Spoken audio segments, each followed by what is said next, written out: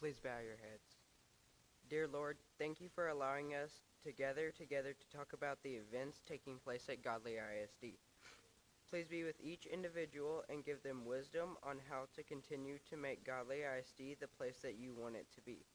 We ask that you clear our minds and our hearts from negativity, that we might face these issues and address them with an open mind, and help us engage in a meaningful discussions and allow us to grow closer as a community. Thank you for all that you do. In Jesus' name, amen. Thank you, Campbell. Next, we'll conduct the pledges, and we have the GMS Hope Squad.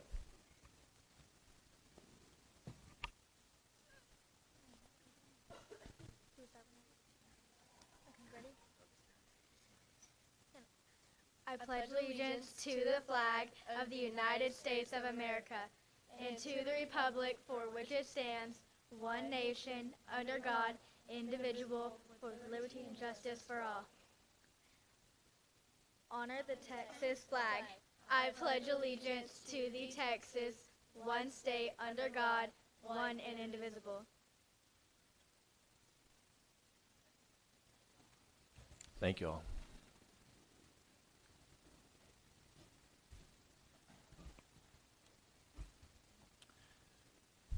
And next, we'll move into superintendent reports.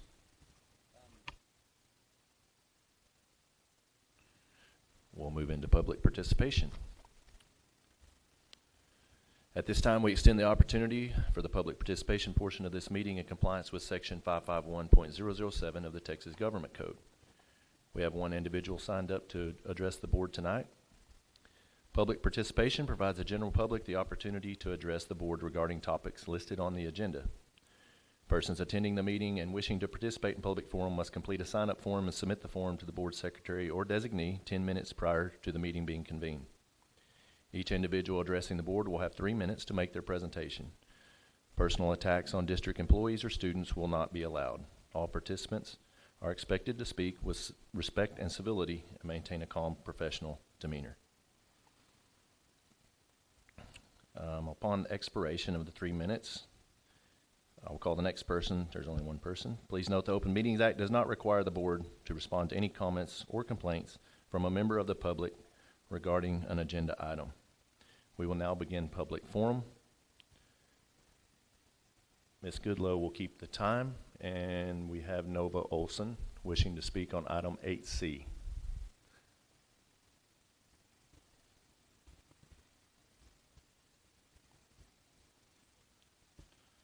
Ms. Goodlow will notify when you have 1 minute remaining. Your time will begin now. So my concern is that this long-range facility planning committee didn't speak on or even ask the right questions. If the ISD prioritizes education, and I mean education, critical education like math and reading, then actual classrooms would have been prioritized to be built. Not a stadium, not worthless open spaces where kids can sit on their devices, and not a basketball arena.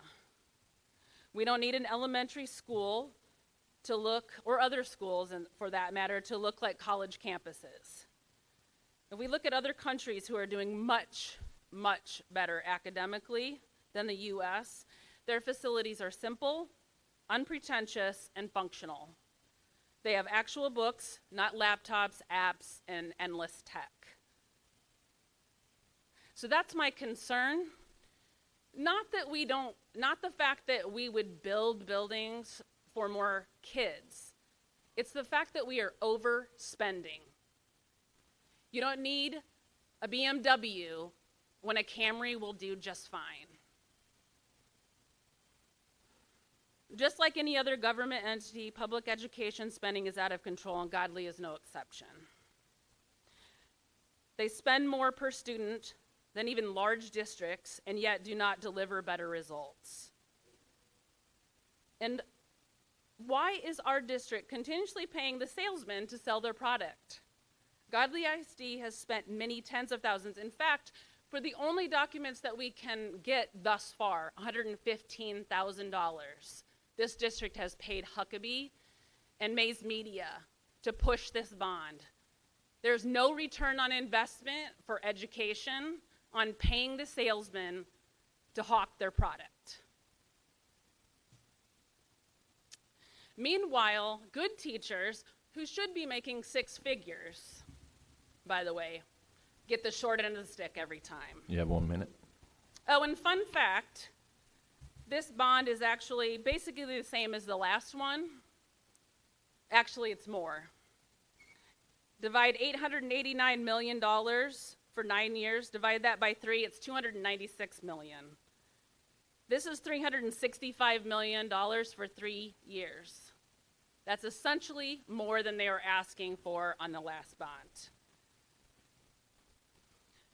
Joshua ISD has double enrollment and only asked for $107 million.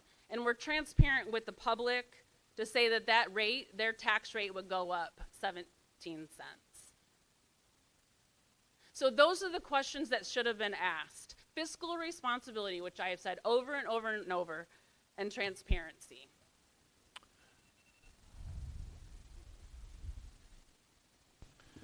Next, we'll move into Campus Spotlight, and we have the Godley Middle School. Mr. Frazier. All right, Mr. Frazier, come talk to us about the middle school. All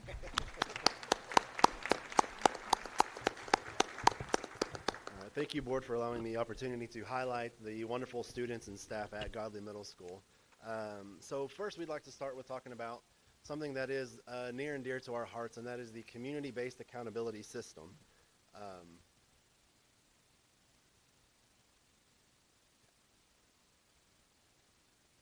So our community-based accountability system team, our CBAS team, we have regularly scheduled meetings once a week, and we sit and we dive into what the school's needs are, our progress towards our current goals, what our future goals might be, and looking back at past goals and seeing if we are still maintaining. So out of our discussions about CBAS, I'd just like to talk to you about some of the things that have directly been a result of our conversations. So first of all, from Pillar 1, Student Learning and Progress, we have decided, based upon those talks, to allow teachers to have a common planning time. So that means teachers get their conference period with other teachers that teach the same subject and the same grade level, so they're able to talk to each other on a daily basis and plan those lessons out on a daily basis. We also have started our professional learning communities, also known as PLCs. So we have those also scheduled regularly, but we're trying to be cognizant of teachers' times. We understand that they have a 45-minute class period and conference period, so we do try to limit pulling them away from their precious planning time as well. But in those meetings, we do focus on the fundamental 5, which is our instructional practices, what we're focusing on as a district, and talking about how we can improve our student instruction. Also, Pillar 2, we have student readiness. So for the past couple of years, we have provided every student a planner, and with those planners, our elective courses are giving direct instruction on how to fill out the planners, how to effectively manage your own time as a student, what to write down, when to write it down, how to write it down, to be able to keep up with your work and all those different important dates that are coming up. And then all of our classes work on effective note-taking skills, working with the students to be able to decipher, that important information that they need to take note of. And I would like to say thank you, School Board, for allowing us to add our leadership class position. So that is the first year that we have had that. Very, very good stuff coming from that. The students are able to start looking at their own study habits and their own needs, and also take a peek at their career, maybe what they want to start doing, start getting the interest surveys done, so then when in 8th grade, when they get into the careers class, they already kind of have a leg up and know this is what I want to start getting into, this is what I want to start researching. So very grateful to have that class as well. From Pillar 3, our media class, they actually create a slideshow and our announcements. They have an announcements every day that they like to highlight different things that students are doing, and we have a weekly slideshow highlighting students' events and accomplishments throughout the week. We go deeper than athletics. We talk about band events coming up. We talk about our theater, our one-act play. We highlight students' birthdays that are coming up. They do a very, very good job of highlighting all of that stuff. They also, in those announcements, highlight the character traits, which we will talk about that, those positive character traits of the month. And then in Pillar 4, our community engagement and partnerships. So, of course, Parent Square has been a huge, huge addition. I'm very, very proud of how our coaches, our school leaders, our band directors, our sponsors, our teachers, everyone has been so phenomenal at being able to use this and pick up a new tool and be able to communicate with our parents in a very quick and efficient means, and also with the students. So, you know, Parent Square has the student side, so it's very beneficial for that as well. We also have our monthly newsletter, which it highlights upcoming events. I like to offer a little bit of encouragement and maybe some positivity in there with a thought of the month, and kind of highlights some positive things, and try to provide good information, helpful information for parents to be able to successfully navigate middle school. For example, this past month I put in there a how to use Skyward thing. Did you know Skyward can help you not just check your students' grades, but it'll alert you when your student is marked tardy. It'll alert you when your student has a discipline referral, things like that. So we put that in there to try to get the parents involved and educated as well. And of course, our professional learning and effective staff. I mentioned the book study that we did, our Fundamental 5 revisited book study. Our focus, our PLCs around that. We also have an intentional effort with our professional development this year. Not only in-house, Ms. Trussell and myself work well with our facilitators of learning, and we work well with our curriculum department. We're trying to get our own in-house professional development, but we also are looking for the outside. We're looking for those really good ideas that are really impactful for the immediate, right here, right now. What can me as a teacher, what can I do to improve my instruction? So we have a focused effort on that as well. And then, of course, in safety and well-being, we highlight the character traits of the month in the student slideshow and the announcements. Mrs. Fisk, our counselor, has been phenomenal about getting in the classrooms. She's going in there, teaching the positive character traits, talking to the students about, just being a good person overall, and helping be uplifting in that way. Mrs. Trussell does our positive office referrals, so she does a lot of negative office referrals, if you want to call it that. So she said, I want to do positive office referrals. I want the teachers to highlight good things. And thank you so much to Dairy Queen. Dairy Queen has given us coupons to say, hey, congratulations on good behavior. And we've actually had so many of these positive office referrals. We've gone back twice now to ask Dairy Queen for more coupons, and they're very willing to work with us and give us those coupons. So we're thankful for them. And then, of course, out of our safety and well-being pillar comes our Hope Squad, who you've already seen earlier tonight with the pledges. So our Hope Squad, they hosted just a couple of weeks ago what we called the Great Kindness Challenge. It's actually a nationwide thing where every day there was a different incentive, a different idea, a different theme to let's be kind to somebody. Pick someone new to sit with at lunch. Smile at somebody that day. Say hi to someone that you don't normally talk to. Things like that to get the school encouraged and invigorated to just be a kind person. Now these students, they are picked by their peers as someone that they can be trusted to talk to. It's a very impressive organization. It's very laid out very, very nicely, and these are the people that their own peers, middle school students, say, if I have an issue, these are the people that I know I can talk to. And these students and parents should be very proud of that distinction. There's also training on a regular basis. They meet. They went to a statewide conference in October. They've done great stuff. So at this time, I would like to pause a little bit and have these students recognized with all of you for a picture. So I think, go ahead and stand up.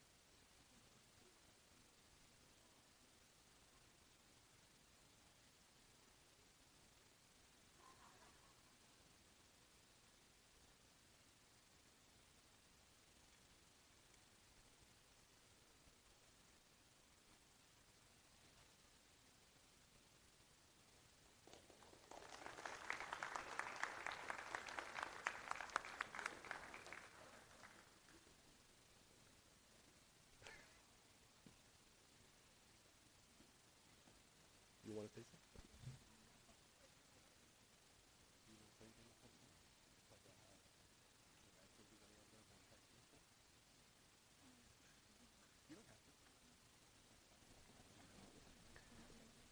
I've put him on the spot. I've asked him to talk about Hope Squad. You don't have to if you don't want to. We were just wanting to hear from you guys. Who's the biggest talker? I know you guys are all talkers. Charlie, come on. What do you like about Hope Squad?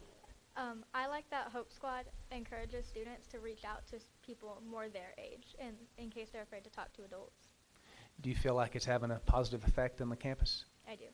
Good. What do you think is one of the biggest outcomes one of the biggest positive changes that's happening because of Hope Squad? I feel like some people have been a lot nicer and have more positive attitudes. Good. You guys got anything to add? I know you want to talk, Charlie. You can come up here and talk if you want to.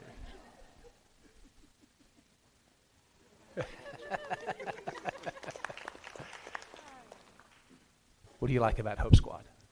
I like that it encourages students to be kinder to other people and just learn to talk out their problems instead of bottling it up and ending up hurting themselves more than it could end up affecting them in general. And I like that we get to help people in any way we possibly can and let other students know that they are okay and it's okay to need to talk to someone and it's okay to need help. You think it's helping with, things like bullying and that sort of thing, reduce that? Good. Good. Anybody else? Come on, Sailor, I know you're going to talk too. Yeah. What I like about Hope Squad is that it spreads positivity and kindness all around the school to people who might not get it as much as other people. And I think it made a really positive impact on the people who have trouble at home maybe, or are like thinking negative thoughts about themselves, and that just even smiling at someone can change a world of difference. That's awesome. Thank you, Sailor. So again, I'm very, very proud and pleased with these students, very grateful for their efforts. I'm grateful for Mrs. Fisk and Mrs. Rollins, two of our sponsors. We have other sponsors as well, but they're the ones sitting up here in the shirts, so they get named. So I'm, again, very proud. I'd like one more applause for that effort.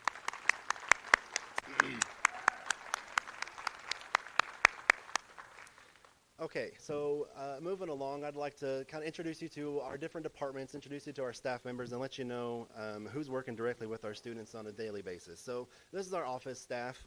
We are the front lines of the schools, what we call this group of people. When you come up to the school, these are the people that you're going to see. These are the people that you're going to talk to when you call up there. And we preach and we teach customer service all the time. One of our sayings that came out of a book study is everyone's a custodian. There's nothing too good for anyone to do.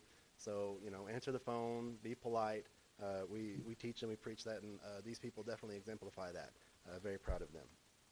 Our custodians, whoa, they work incredibly hard. Yeah, absolutely. Absolutely. They work so hard to keep our building clean, to keep it sanitized. I don't know if you ever cleaned up after 12 and 13-year-olds, but it's a challenge some days. So they do a great job. They're always willing to help, to drop what they're doing. They help. If you got to move furniture or whatever, they don't want to scratch their freshly waxed floors, so they're going to come help you pick it up and move it. So they're going to help you do whatever's needed to be done. They're phenomenal group of employees. Our food service people, so they're at school before the crack of dawn, making sure that our students get fed. They're cooking the meals, they're doing all the stuff. They stay open late after breakfast hours to feed our 7th grade athletes who they're out there at practice and they miss that normal breakfast time. So they stay open to offer that breakfast opportunity as well. They're just such a hardworking group of individuals that do so much behind the scenes that they don't often get the recognition that they deserve either. So we're very proud of our food service staff as well. Yeah. Someone talk, yeah. So then moving to our behavior and instructional support. So these people, they help teachers in a variety of different ways. They're academic support for students, content mastery, student needs help with a class, whatever it is, they can go in there. and get the assistance that they need. They offer instructional strategies and tips and practices for teachers to help improve that instruction. And then they have the behavior intervention as well for those kiddos that need a little cooling down time and some direct coping strategies with their emotions that sometimes can run high. And our CLI, our Center for Learning and Innovation, these two ladies have done amazing work to get students engaged in a bunch of different learning opportunities. So they've created really a safe haven for students to enjoy learning experiences in a bunch of different ways. You go in there on a daily basis, you'll see students doing puzzles, board games, and they've really created a culture of reading, a culture of, I just want to go in there and I want to check out that book and I want to read it. They do really neat activities to get students interested in coming to the CLI. They've had an activity, guess the number of pumpkins. They had that for October, so students come in there, they guess the pumpkins, they get a prize afterwards, but they had a school-wide turkey scavenger hunt. They put turkeys around the school, and students were on a scavenger hunt to get the turkeys, and again, you get the turkey, you come to the CLI and get yourself a prize. They had cookie decorating before Christmas. That was really neat. They've recently made bracelets, and they're about to host for Valentine's Day a blind date with a book.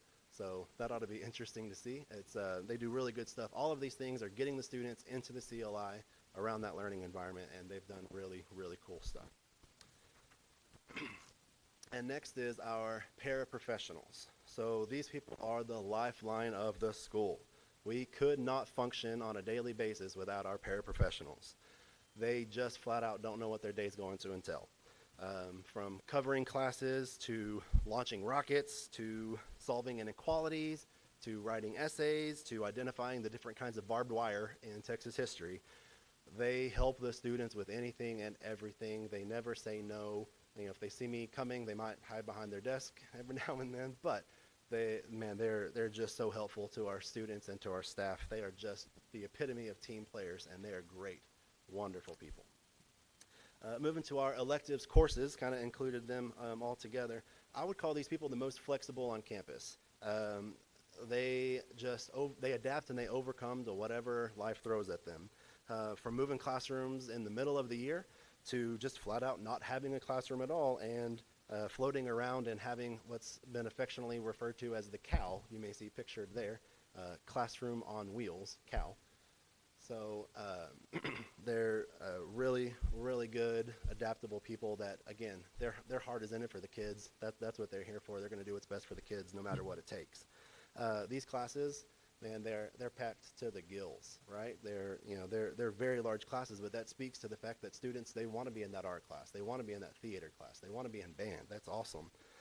So some examples of what these people have done.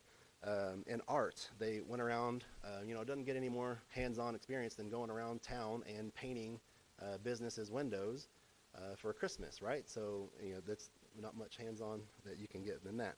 We also do offer a high school credit art class. So one section is for high school credit.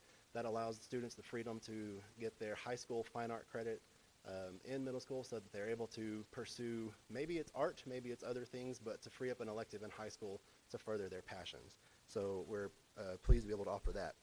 And theater, they recently competed in one-act play, had a couple of students come home with some all-star cast, so I was proud of that. They've also put on a public performance with that, so really, really good stuff going on in theater. In band, we recently had 22 students make the all-region band, which is a huge number. That's a huge accomplishment. That's great. Our careers class, kind of mentioned them earlier, getting students ready for the next level. One of the neatest things that they do is they bring in community members, business leaders, and they conduct mock interviews with 8th graders. Every 8th grader fills out an application. They have a resume ready to go. They actually interview with an actual professional, and at the end of the day, they pass out jobs. So there's a reward for the students. One of those is pictured the top right there. That's actually pictured with the students that got their job. So they actually competed for that. So really, really cool activities there. In health and in PE, they work to instill the positive, healthy traits and avoid the negative habits. Plus, everyone just loves Coach Campbell. I don't know if you've met yourself Coach Campbell, but you need to go meet Coach Campbell. In tech and leadership. So again, thank you for the leadership class opportunity. This is the first year that we're able to split up our technology class. It's one semester, and then leadership is one semester. So in technology, they're looking at the basics of computer programming. Some of the neat things that they've done is they create like an escape room, a digital escape room, and they compete with that to see who has the one that's the most successful. And in our 8th grade technology classes, we started digital media and a robotics classes this year. So again, thank you, school board, for that opportunity. Does Mr. Lawson, he teaches those. He does a great job of aligning his digital media and his robotics class with what they're going to need in high school. So he's already looking ahead to, this is what you're going to need. This is your foundation. He's done a great job of getting that vertically aligned. Again, we're pleased to offer 2 more high school credit classes in Spanish and Ag. So in Spanish, they do so much hands-on stuff. They use real, actual conversational Spanish. It's really neat to go in there, and I learned more Spanish sitting in a 45-minute observation than I did in 3 years when I was in high school. So she does a great job. And then in Ag, of course, they do so much neat stuff. Again, it frees up opportunities for them to further welding or floral design or all the leadership opportunities. We've got 8th graders that have been to state to compete with their leadership events. So it's a really, really good opportunity, and we're grateful for all of those students and employees as well. Reading and writing. So our writing classes, one neat thing that they've done is they actually wrote letters. They've done this for a couple of years now, wrote letters to veterans. And we've actually hosted a Veterans Day program where we've had different veterans come and speak to students throughout the day about their experiences. And I am going to brag on the writing class a little bit. And the 7th grade writing students, they had 33% of them grew by over 3 times their expected growth measure on the MAP test. So from September to December, they grew by 3 times what was expected. That's 1/3 of them. 50% of those students grew by over twice their expected growth measure, and 67% of the students in the 7th grade writing class met their growth measure and then exceeded it by a significant margin. So we're very proud of the writing classes. I will tell you, they work really hard in there, and is not their favorite class, but they are doing a great job, and I'm proud of their efforts. These people consistently have high MAP and STAR scores. They work really, really well together to integrate other disciplines into their curriculum. We often see our reading classes go talk to our social studies classes about what they're studying, and they'll pick novels based on that and pair up the lessons and what they're going over in class based on that. So speaking of social studies, this group of people, man, they have fully embraced the Fundamental 5.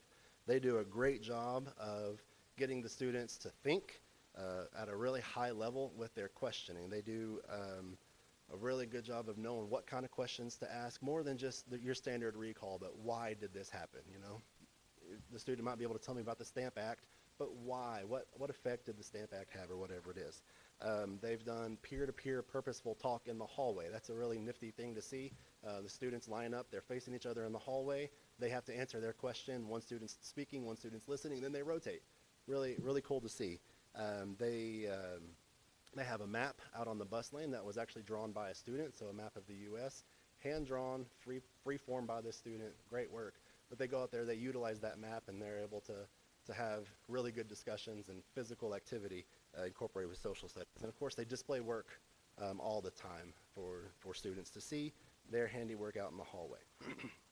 And then in math, man, these people do a really good job of getting hands-on experience as well.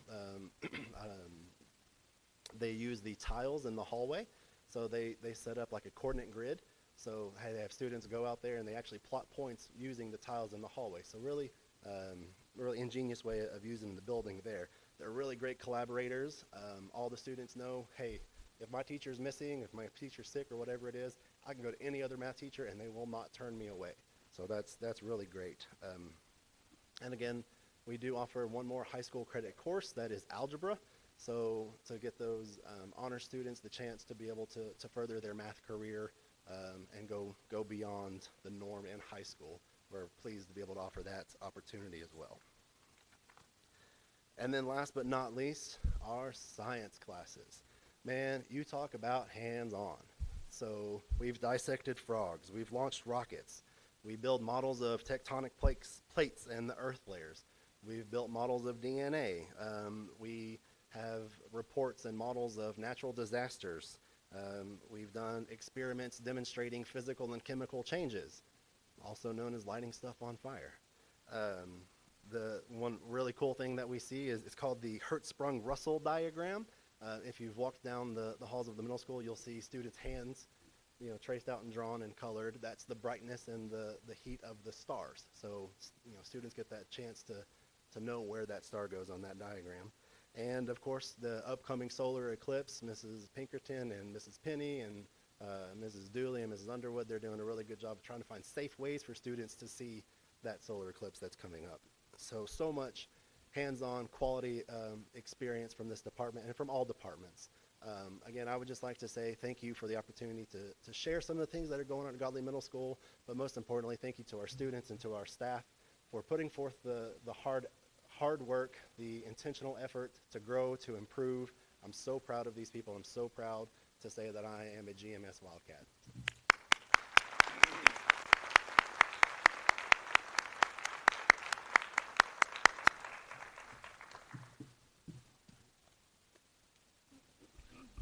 Any questions? If you're a staff member at GMS, can you please stand up? That's the same thing I was going to ask.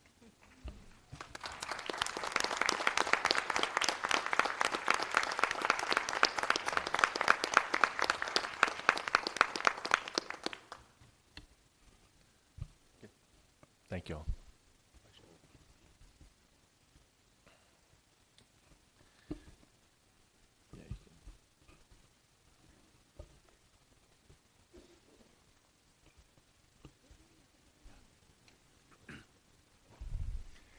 Thank you guys for coming tonight. We really appreciate it.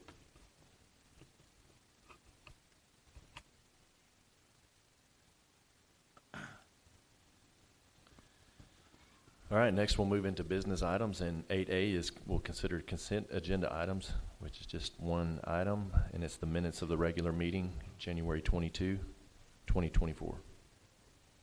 I'll make a motion to approve the consent agenda I'll as second. presented. A motion by Craig, a second by Terry. Is there any discussion? All those in favor? Motion passes unanimously.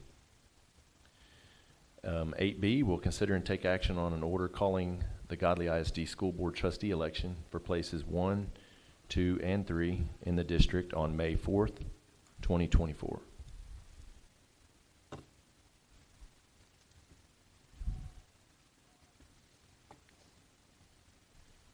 I'll make a motion to order the calling of the Godley ISD School Board Trustee election for places 1, 2, and 3 in the district on May 4th, 2024. I'll second. A motion by Terry, a second by Marissa. Is there any discussion? Yes, sir. Great. So do we anticipate holding this jointly with Godley City as we've done in the past? Faith, do you want to address this? Yes, we do have a requirement to hold it jointly with a political subdivision, and the city has agreed to do that. And our requirement is at the least, the minimum, to have the same polling location as them on election day, and that's what we have decided to do, and that will be at the pavilion on election day. So everything will be separate except for the location. Thank you. You're welcome. Any further discussion? All those in favor?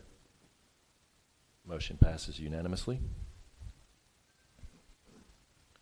8C will consider and take action on an order calling a bond election in the district on May 4th, 2024.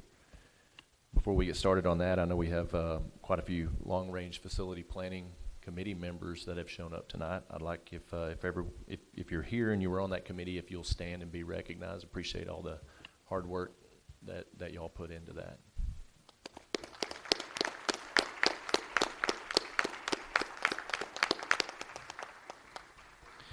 If there's any of you that were on the committee that would like one last opportunity to address the board, I'll allow a few minutes here if anyone would like to do that. Or if you've got any clarification as we're talking up here, we'd welcome that too. Hello. Just a quick brainstorming discussion real fast. I'll be brief. it sounded like I was very encouraged in the meetings, primarily because of your participation, Kayla. I felt like it was vital to our success in really narrowing down what the community wanted. I felt like you had a really good pulse on what the community wanted, and your participation in that, the way you were engaged, I mean, borderline inspiring, the way you were engaged in. And I can't speak for everyone, but I was very sincere, very, very genuine in my involvement. I was spending time on Wednesdays away from my family during all those meetings to identify what the bare minimum our community could withstand on approving. And we really, I thought, focused on the needs. So it's a little discouraging for you to not support it now.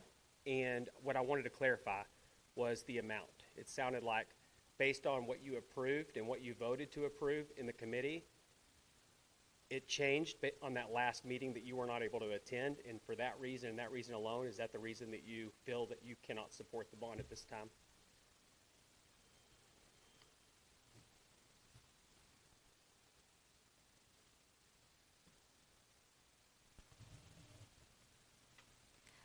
I would like to say that I've never said I did not support it. I'm going to be very careful what I say from here. I do not want to electioneer one way or the other from the district resources, which is this dais here. I did ask for clarification at the last meeting for the increase in cost for the bond. From the last meeting I attended, it was $324, and then it went up to $355. Wasn't at that meeting, but I did hear the reason for that. So I don't think that was a fair question to say I didn't support it. That was one of my concerns. And then obviously I've been very vocal that another concern of mine was the fact that the public was not allowed to attend those meetings. Everyone knows I'm very big advocate for open government. And so that was my main concern. Sure. I guess I'll rephrase. To maybe not you not supporting it, but maybe with you being a member of the committee and voting that was the projects that we agreed to were the necessity for the district at this time, that you voted for that, and that you supported that, and the amount changed. And I felt like that when we had previous conversations, it sounded as if that amount that changed is an issue that you had. So that's what I was trying to understand, like from a committee, if we needed to brainstorm that amount prior to you guys voting, if it's not too late.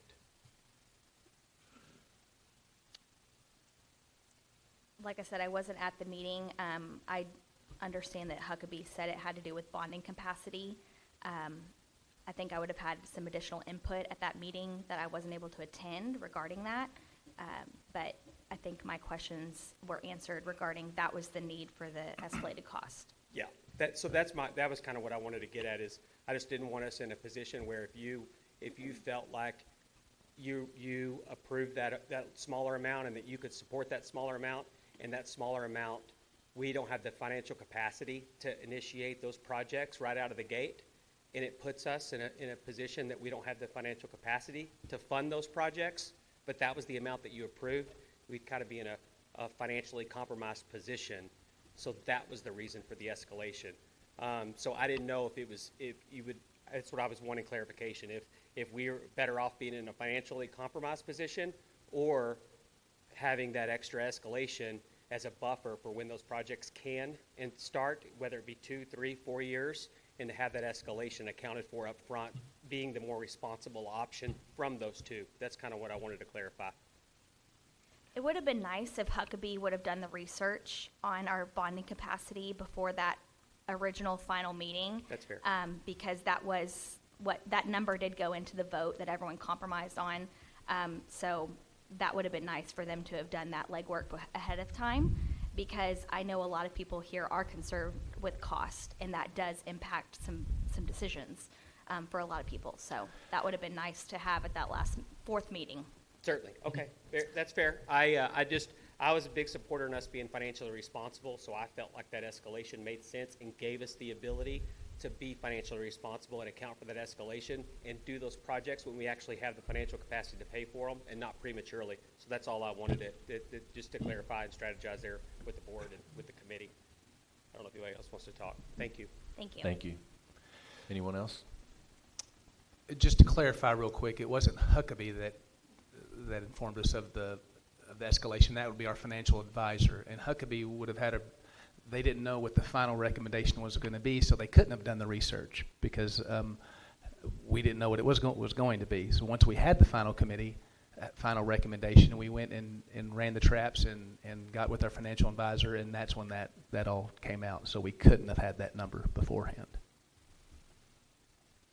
All right, so I was at that meeting, the meeting that we addressed the increase in costs. So if there's any specific questions about that, I'd be happy to answer them. I understand what you're saying, Dr. Deere. I tend to agree with Ms. Lane that it would have been nice to know on some of those costs. I think the big issue came down to the increase in cost was because of the timeline. And obviously, if the bonding capacity increases faster than what the projections are, and I think we budgeted mid-level growth. I think that's right, or Yeah. conservative, Yeah. something like that. So, if the growth happens at a higher rate than what we projected, which we projected conservative, those costs would actually be closer to the 325 or 324, whatever it was, as opposed to the 355. It really is a timeliness issue. And so when we were in that meeting, the question was posed, should we change the proposal based upon this change in numbers? Because we didn't have the full committee at that meeting, we didn't feel it was appropriate to change something that 50 plus people had voted on when not everyone was there. So in terms of the actual cost, it seems to be a timeliness issue. It doesn't seem to be a pull the carpet out from under us type of issue. Now it's a whole lot more than what we projected. My only, I guess, charge to you guys, since I'm not at that, is as these projects come on board, do everything in your power to make sure that we're getting the best value we can. Can we build this in a nice manner that is a quality manner, but maybe it doesn't cost as much if we do this or this. Let's not be slaves to the master plan. Everything on that list was something that was needed, and it's needed now. I understand that the timeline appears to be kind of stretched depending upon which project you pick first, but all of these are necessities. Everything on that bond proposal that went through the committee meeting was something that everyone looked at and said, what do we need right now? And this is what we need right now, is what's on that list. And so I don't know if it's possible to drive those numbers down. That's not my job. But if it is, I would urge the board to do everything they can that, hey, maybe we don't, I'm going to go back to the auditorium because I love it. Please don't hurt it. Maybe we don't put laser lights and a smoke machine in there. I don't know if that's involved in it or not, but, maybe we take, reasonable looks at what is included in these facilities before we actually start breaking ground. I understand for a bond purpose, you got to go, you got to project, and that's what the bond is. It's a projection. It doesn't mean that you're going to spend $355 million. It doesn't mean that you're going to get all of these projects done for $355 million. It's a projection. And so I understand that you guys are doing the best that you can do. One other issue I'd like to address, and then I'll stop, and you can ask me questions and beat up on me if you want to. But I would ask to not split the bond. I think if you split the bond, you are killing the smaller bond. I think the natural inclination for people is to look at it and say, okay, here's a 275, here's a whatever it was, 75, something like that. okay, I'll give them something, but I'm not going to give them everything. I think if you split the bond, you're going to hurt those other projects that are split. I understand why. I understand the reasoning behind why you would propose that, but I think it's going to be real easy for people to gang up on that lower amount. The alternative is, let's say they vote for the lower amount. Well, we still need an elementary school, and so then what are we going to do? And so I think if we're picking and choosing, splitting the bond is gonna hurt the overall package. It's gonna hurt the committee's recommendations. The committee voted on everything in that proposal. If you're asking me, and this is Greg Fancher, not the board or not the committee or the group, if we need to save some money, I would say let's not pave the parking lot. Let's build a theater or an auditorium that we don't have. If we need to save some money, let's not build the locker room for the tennis courts. Let's have an auditorium that every kid can use. If we need to save some money, let's look at some of these other items that maybe don't touch everyone, or maybe something that we already have. I'm going to really upset some people when I say this because they're dear friends of mine, but we have a wonderful ag facility right now. We have a beautiful ag facility. It's fantastic. We don't have an auditorium. And so if we're cutting and we're trying to get under some magical number, maybe we put the ag facility on the next bond, because we've got an ag facility. We don't have an auditorium. We don't have another elementary school. So that's just me. That obviously doesn't represent the committee as a whole, and I don't mean to infer that it does. So that's my piece. If anybody has any questions, I'd be happy to answer them. I do have a question for you, sir. Yeah. So the total 355 does not give you heartburn as a number as a whole, not the breakdown of what it's for. Just if you're going to the polls, you're a citizen here, you're a voting citizen, so 355 doesn't bother you. No, and I can say that without reservation, because it's not the number I'm looking at. It's what's in the number. I mean, I know you're saying, hey, just look at it as 355. Does that bother you? Well, if it was 355 for, or 290. I'm yeah, or picking a number out of the 290. air. But if it was, hey, it's going to be 290 so that we can build a pool with like fireworks shooting out of it. Well, yeah, I'm against that. But if it's 290 with a new elementary school and an auditorium, and I think the 6th grade campus needed new HVAC equipment or a new roof or something like that. Yeah, we need a roof on the schools.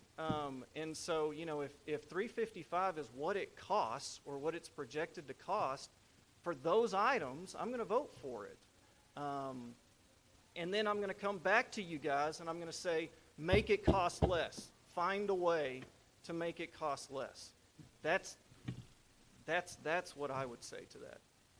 Thank you. Thank you, guys. Appreciate Thank it. you. Thank you.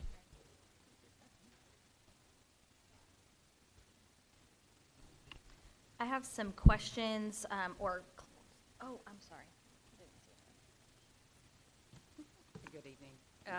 To Mr.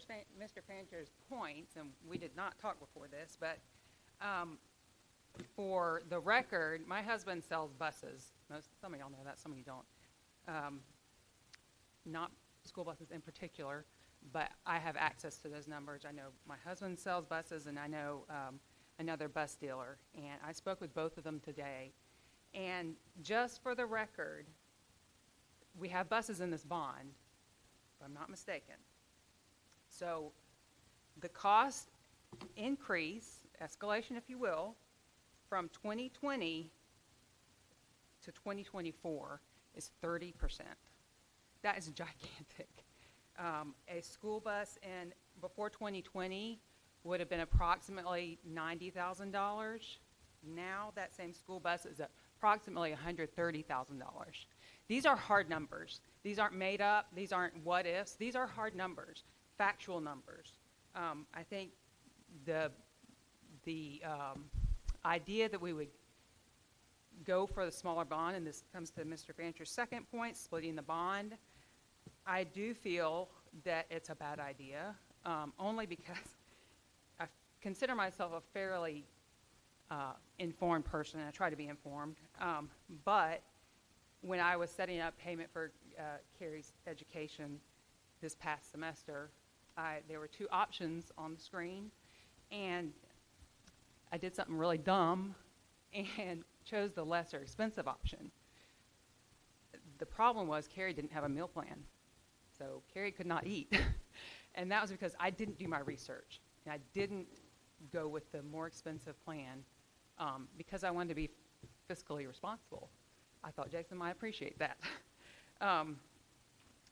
The third thing is a situation I know of, and Mr. Grancher was talking about building, the other elementary school. I feel is very important because we've had situations where classes rooms need to be provided for extra instruction. And when that room was provided, it made a huge difference in the grade levels classes that it was provided for. And I feel like that is so important. We cannot just say, oh, well, we don't need another elementary school right now. It needs to be, we needed it yesterday, really, because of the growth that's coming.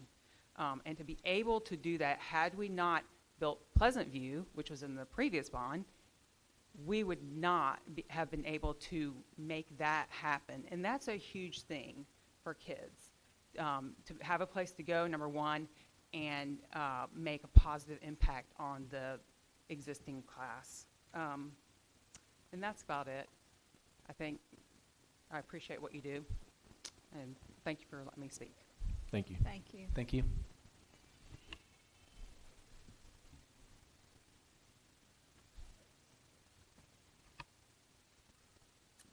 So I think that the previous speakers have kind of covered all the major topics. I just have one question to come back to.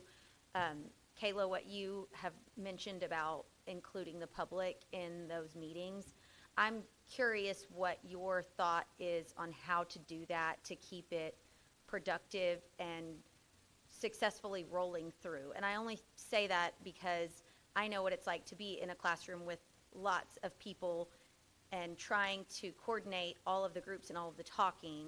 And in my mind, had we had just an open door situation for that committee, we know in advance, like I'm scheduling it on my calendar to make it there and make it a point to be there because I'm on that committee and it was specifically requested.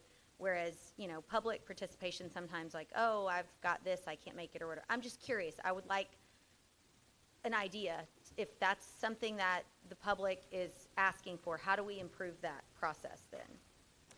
Well, we could ask Joshua how they do theirs, because Joshua ISD does allow the public to attend their long-range meetings.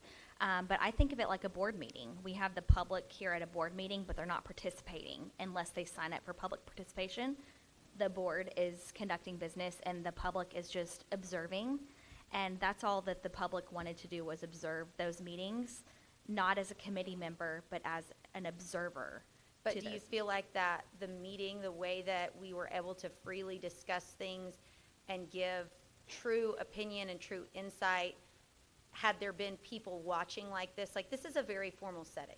Like, this is, to me, not as fluid as that meeting was. So those meetings. I guess that's my whole issue with things, is that every governmental agency has its rules and procedures and all the things, and there are certain things that's how it's done so that business can get accomplished, I guess, is my point to that. So that's what I reference back to. I don't think it would have been as productive to have everyone there. I feel like the district did a really good job putting all of the information that's discussed out onto the website and different channels like that so that the public could feel included. Do you not feel like that was enough? I would have liked for them to at least been recorded or live streamed for the public. And I think that that would be something to ask Joshua ISD of how they set up their long-range meetings and how they include the public in theirs. It can be done. Other districts do it. Fourth ISD does as well, Joshua ISD, Burleson. So, I mean, we could maybe ask those districts how they run their meetings. I could be speaking incorrectly here because I don't know 100%, but did Joshua's bond pass that they just tried to go for? No. No. Okay.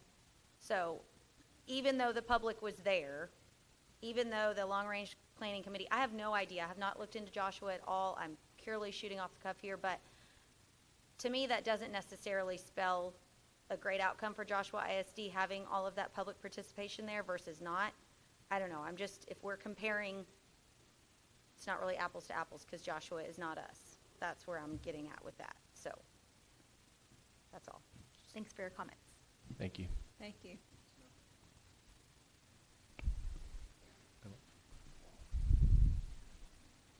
Hey, Lauren, come on up. Yeah.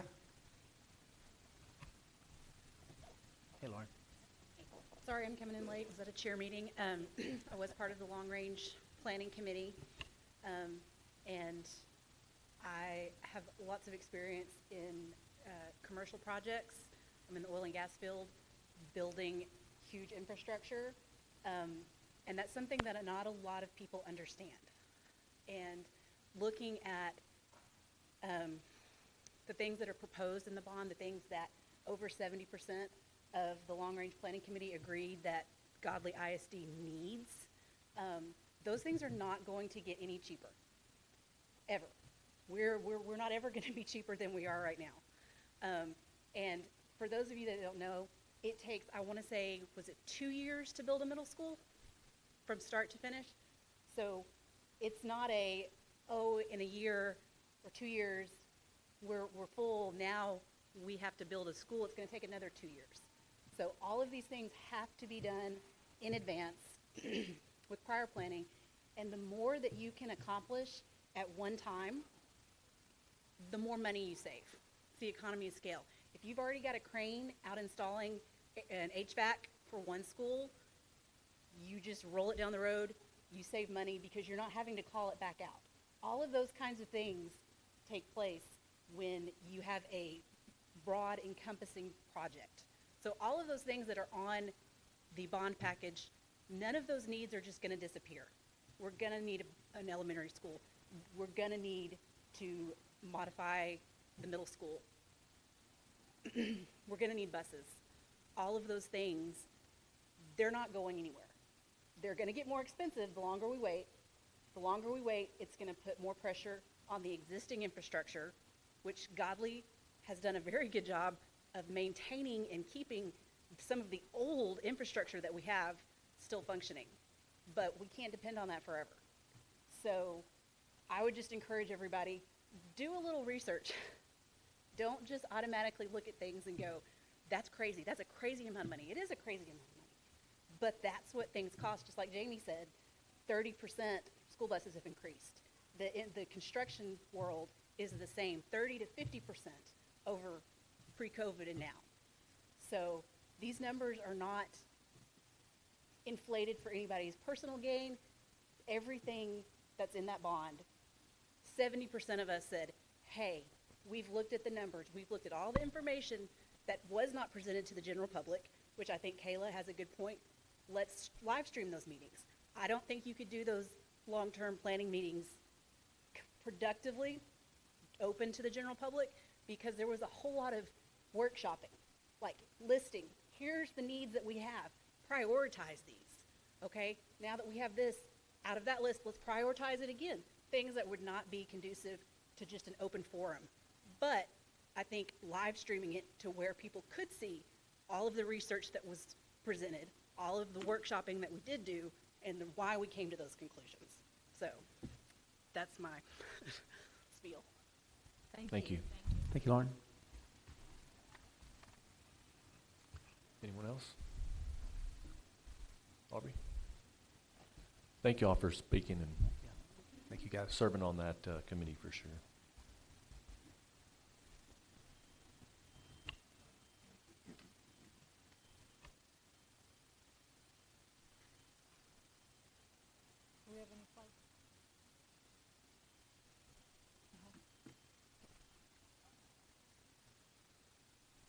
right. While they're looking for those slides, it was going to be the same information that was presented to you last time, just giving you one last chance to look at it based on where we left off. What one single proposition would look like at $355 million, and then, as was discussed last time, we have an option of what two propositions would look like. So, if we can find those, we'll put those up. But other than that, we're just here to help answer your questions and whatever you need.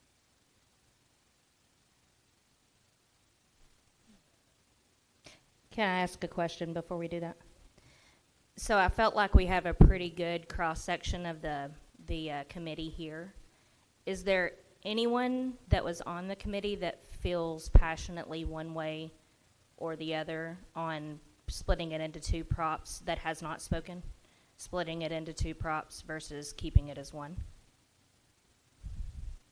Or is there anyone that feels passionately enough against two to speak? Because I'm feeling like the majority is against splitting it in two. Can I get, nodded of heads? Can you stand up if you are against splitting it in two?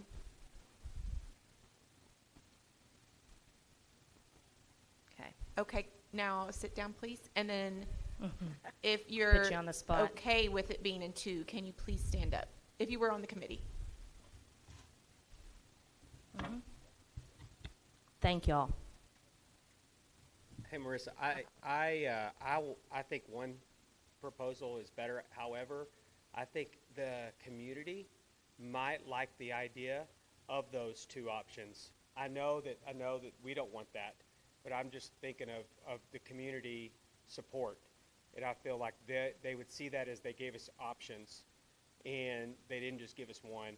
So I know while we as a committee feel it's way better to do one, and I'm on that same page, like I feel like it's better to have one. I also feel like if you're going to vote for $270 million, if you're going to say yes to that, you're going to say yes to 350. It's not that big of a difference. However, I think from an option standpoint, to empower the voter for an option, I think that they like that coming from the district. However, there's some downside of that, and we would have our work cut out for us to try to educate. If you vote one, vote for both, kind of thing. So that's my input in terms of the community support. So Jeff, before you leave, sir. So I hear what you're describing, but I'm also going to ask, do you not believe that the long-range committee is a good cross-section of our community? I do. That's a great point. But I felt like that last time. But I know our bond was way bigger, and I feel like we did do a good job listening. Like that amount was too high, they felt like, and so we went back to the drawing board and went back for a lot less. I know if you were to take the amount, it was brought up earlier and divided into three, and it's a 3-year, but it's really not a 3-year plan. It's a 3 to 5 year plan, and there's escalation that couldn't have been factored in last bond. So it's a very unfair mathematical, quick math equation that was brought up earlier. However, I do think that we did a good job listening to the community when we presented such a small amount of 350. I do. Yeah, I don't want to sound argumentative with you, but I did feel like the committee was a broad cross-section of our community. And if those representatives here are saying one prop instead of two, I guess I'm just questioning a little bit. Yeah, is maybe the rest of the community on a different wavelength than our long-range committee? Yeah, and I don't know if anybody else has any input from folks that they've talked to, neighbors, people around the committee that would around the community that would like the idea of two. I don't know. I know we're pretty steadfast on wanting one. But that's just my feel that folks just like options, regardless of what it is. They just like to feel empowered with their vote and to have options. I do think that, but I also think that it would be responsible, that the committee did a very responsible job presenting 350 and had a good pulse in the community. Yes, sir. Thank you. Uh-huh. The only thing I wanted to speak to about splitting it is sometimes you will get individuals that maybe don't support the bigger amount, but they'll give a vote to something because they want to say they contributed to getting something for the district. So I worry about splitting that because that lower amount might be more appealing. So they're giving you something, but they're not willing to give you some of those things that I think are in the bigger proposition are what needs to come first. And I was asking, I wasn't sure exactly how it's listed on the ballot. So if someone walks in to vote, I didn't know, does it specifically list everything on there, or how that is on when they go in to vote? If the board were to vote to split it, the larger would be just the general. It would be pretty broad and pretty vague. The smaller would specifically say renovations to the 6th grade campus, the high school auditorium, Right. Additions and renovations to the ag. So the smaller one would be very So specific. someone walking in that doesn't know fully what that larger amount encompasses might be more willing to vote for the smaller one, which is great, but you just don't want them to overlook what that bigger amount is. So that's kind of what my reasoning on, and what some of the individuals I've spoken to do worry about the splitting part is it's harder to get the details in there, versus that, especially when you just have someone walking in to look at the ballot and maybe doesn't know all the details we've talked about. So. Thank you.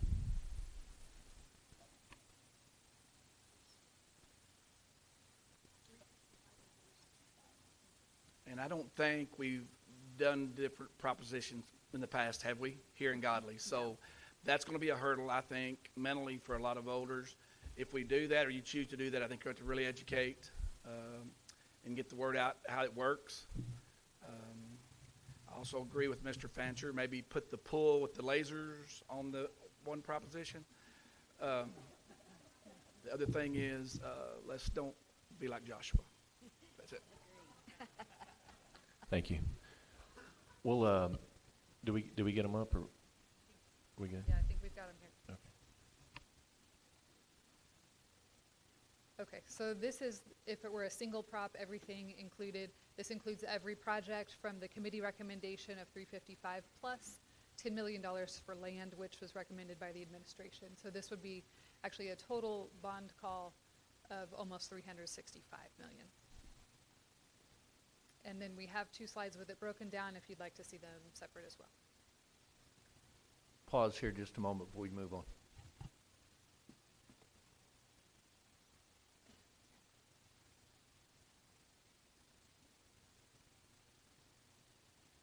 I have a question. So the last meeting that was 355 million, now it's 365 million. Do you know what the other 10, 11 million is for? The extra 10 million is for the land purchases that are recommended by the administration. So that's one additional component added above and beyond what the committee recommended. Okay. So the committee recommendation projects remain at 355.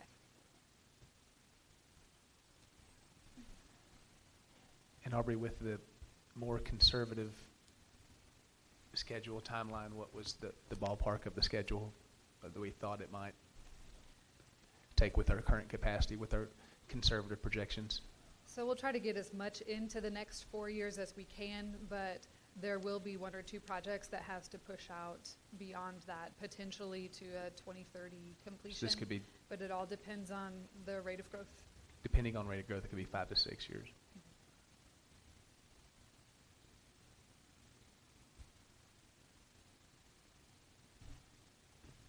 Can we see the split option? Okay, so this is what the projects would be included in Prop A if you were to split it based on the discussion last time. And this was, if you recall, every individual project received a vote and 70% or higher. These particular projects received 100% of the individual vote. In Prop B, here on the next slide, and I'll go back to this one if you'd like, these received the percentages you see there by individual projects, but then in the end, collectively, we took a vote on the total bond package, and that also received 100% approval. So that's the 2 different percentages that we've been talking about back and forth, are individual projects versus total bond proposal, and we, based on discussion last time, this is what was being looked at for a second proposition. So I notice the contingency of 10 mil is all in Prop A. What does that do? Obviously, just from a pure numbers and options, does not leave any contingency in Prop B. So is that the prudent thing to do, or is it prudent to split that contingency? I could see it being split if you'd like. There is contingency within each individual project budget as well. So I think the thought behind putting the bond contingency in the larger prop is obviously it's covering a lot more projects, a lot more variables. And so if something were to come up like needing a wastewater treatment plant for the elementary school or something like that, there would be funds to cover that. Whereas these are much more specific. So perhaps the project contingency built into the individual projects would be sufficient. But I would be on board just as well if you split it. So for education purposes, if there was some needed escalation and you have them two different props, they both pass, but you need the extra funding over in Prop B, can we cross, or are they kept two separate pots? Yeah, I don't think that would be an issue. I'm sorry? I don't think that would be an issue to use Okay. the contingency for any projects associated with the bond. Okay. I think we just wanted to make sure the contingency was in the two biggest projects, which was the elementary and, of course, the middle school renovation and addition. Of course, because the middle school is the biggest project in there. We wanted to make sure we didn't get into the same position that we've been going through the last few years. Yeah, my concern is if they had to be treated as two separate complete entities, then you're leaving this particular pot Yep. with not as much contingency. Particularly with the ballot language for Prop A being more general for, you can say the words better than I do, but it's not a list of projects. It is more general. So that does give you more flexibility as well. Whereas if it were in Prop B, that Prop B is listed for these specific projects. So you might be a little more restricted if it were in Prop B. Okay, thank you.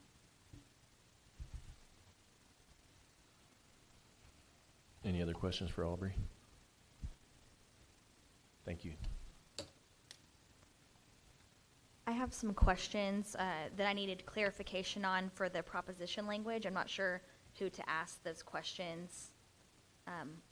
Who would be the person to ask regarding proposition language? Okay. She kind of touched on it a little bit, but Proposition A, when it says for that language, it's like she said, it's more general. So the district is sharing specific goals for Proposition A, but the legal language allows for that bond money from Proposition A to be spent on any facilities. Is that correct? No, I think it just has, I believe, just on the Proposition A projects. Well, like she had mentioned that it's generic in what it lists for Proposition A, so that 287 or whatever it's broken out in, that can be used for any project because it's generic ballot language. Is that correct? For these projects that we have listed.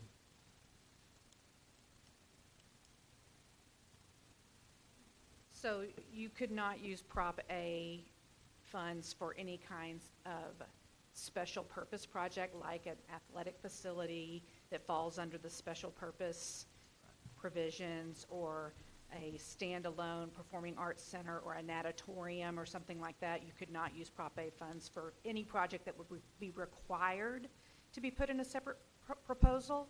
But your other issue, and I'm the community engagement person, your other issue is you've promised to your community that you're going to spend the money on these projects. You've published these projects and promoted these projects. So the elected leadership of the board, it's their responsibility to make sure that that money stays in that lane. But you are right in that the legal language in that Prop A being a little bit more generic does give you some flexibility, but only on general purpose type projects.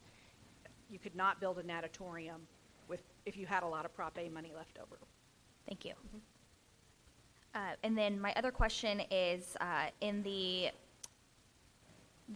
order calling a bond election is the document that I'm speaking about. When it says without limit as to rate or amount, the district can't guarantee the actual tax rate in 40 years from now. We can't speak to what boards further on down the road are going to do. So I believe that's the legal reason for having that verbiage in there. Is that correct?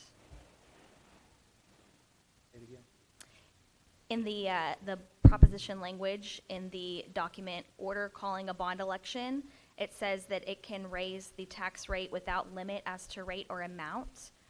It's my understanding that the legal reason for having that language in there is because the district can't guarantee what future boards would do with the tax rate. So they can't guarantee a tax rate, say, for 40 years. We can't guarantee what a future board's going to do and what the tax rate will do in 40 years. So that's my understanding. I'm asking if I'm understanding that correctly. You're right, we don't know what they're going to do. Now, we can't go above 50 cents unless they change the law, which they're not. But yeah, that would be I can find out exactly why, because that is some kind of strange language. Okay, thank you. And then the next question, it says that this tax can be collected on all taxable property.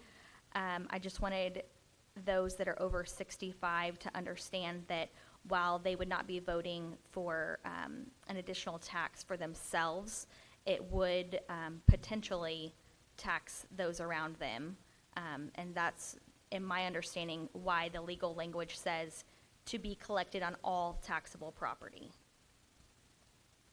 My next question is that, I think Aubrey touched on this, but the additional 10 million is for land. So last month we did talk about 355, now it's 365, and that additional 10 million is for land. I just wanted to clarify that for the public. And also, I didn't see the voter information document included in this bond order, so I'm just going off the interest from the last year's bond. But last year, the 889 million, the interest was estimated to be 898 million for a total of 1.78 billion, with that interest rate being calculated at 4.5%. Can we expect a similar interest rate for this bond amount?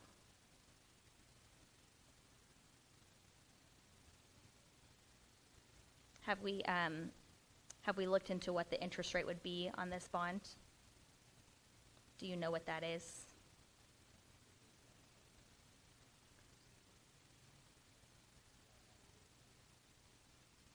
Okay, if they're a little bit higher than that, do you know what the average interest rate is right now for bonds?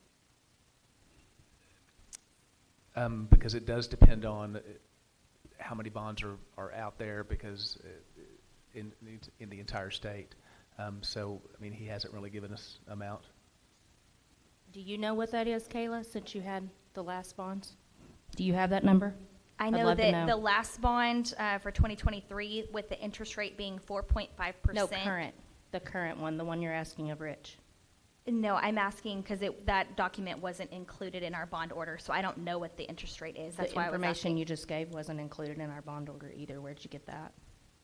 I looked at the bond order from last year. I'm talking about last year's proposition. The bond order calling an election. This current bond is missing this voter information document, and so that's why I'm asking about this interest rate, because this page is missing out of here that was in the bond order for last year. Is that page something that comes after we call a bond, possibly? I don't know. I wasn't a part of it last year. I just was going off what I found on our website, our bond order from last year. One reason it wouldn't be in there is because we're not going to be able to sell these bonds for, I mean, it might be more than a year, just because of our capacity. We're going to have to wait for our capacity to catch up. But we're still going to have to get a lot of this work done as far as the planning and the designing and that sort of thing. Okay. You won't know what the interest rate is on the bonds till they go up for sale. And then you have the option to approve or decline at the time. And it depends on how many. If we go up for 20 million versus 100 million, we get a lot better rate, that sort of thing too. Any other questions? I'll consider a motion now.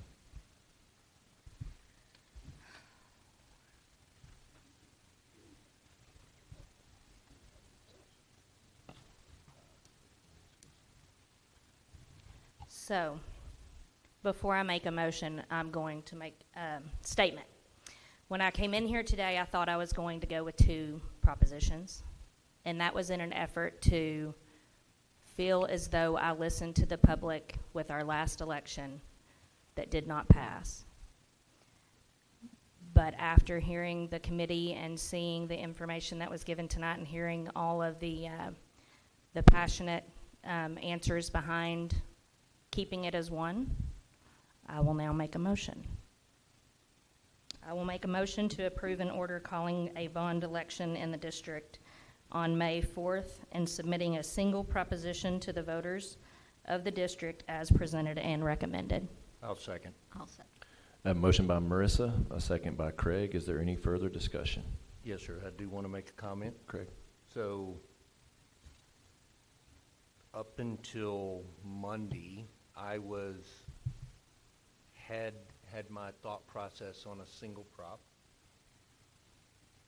I did considerable digging into bonds that were called over the past 2 years, 22, 23, 4 different elections. Looked at all of the variety of dollar amounts, sizes of districts, whether they had one primarily focused on a single prop, multi-prop. Most of the instances where there was a multi-prop were primarily because of where it's required by the state. An auditorium, an athletic complex, something of that nature. Primarily, I'll call it school buildings, were really lumped together as school building. There were, I believe it was 4 instances in the past 4 elections where there were districts that chose to create multiple props for school buildings. Those were primarily focused in areas where, for whatever reason, that district decided to put a new high school or whatever the facility was in a single prop. So I have very similar, after that, looking at all that data, I'm like, okay, kind of makes sense. We're kind of segmenting, okay, let's put this in multi-props. But, like Marissa, I really feel strongly that the cross-section of the community that came in to be a part of our long-range committee is telling us something, and that's important to me. So, again, I'm very, that's why I'm seconding this for a single prop, but I would just like to communicate, again, there's data that supports breaking it apart, but again, that may not be right for our community. Thank you for letting me speak that. Any further discussion? We have a motion and a second. We'll now vote. All those in favor? Opposed? Motion passes 5-1. I just wanted to clarify, purely my reason for voting no was because I was not comfortable calling this bond when the public was prohibited from attending the meetings. That was something that was very important to me. Noted. 8D, we'll consider approving the notice of appointment of election judge for the Godley ISD bond election and Godley ISD trustee election, places 1, 2, and 3 in the district on May 4th, 2024. I'll make a motion to approve the notice of appointment of election judge and early voting clerks for Godley ISD election and Godley ISD trustee election for places 1, 2, and 3 in the district on May 4th as presented. I'll second. A motion by Terry, a second by Krista. Is there any discussion? I just had a question. Do we know who the judge is going to be? Okay, thank you. Pam Morning. Any further discussion? All those in favor? Motion passes unanimously. 8E, we'll consider the joint election contract with the City of Godley for the Godley ISD School Board Trustee election, places 1, 2, and 3, Godley ISD bond election in the district on May 4th, 2024. I have a question. So the election day is going to be the only day that we are having a joint election with the city. Is that correct? Yes, we're going to share a polling location. All early voting will be done at RB Godley. Okay, thank you.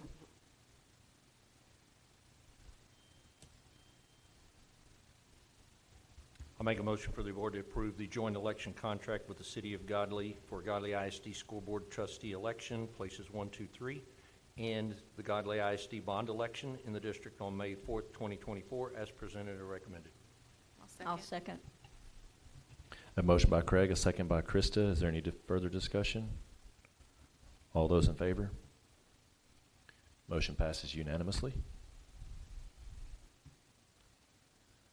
The time is now 7:27 p.m. and the board will move into closed session. The closed session items, closed session is pursuant to the following sections.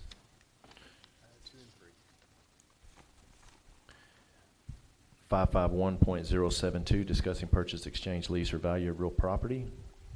551.073, discussing negotiated contracts for prospective gifts, donations. Thank you all for coming tonight. We appreciate it. Thank you. Thank y'all.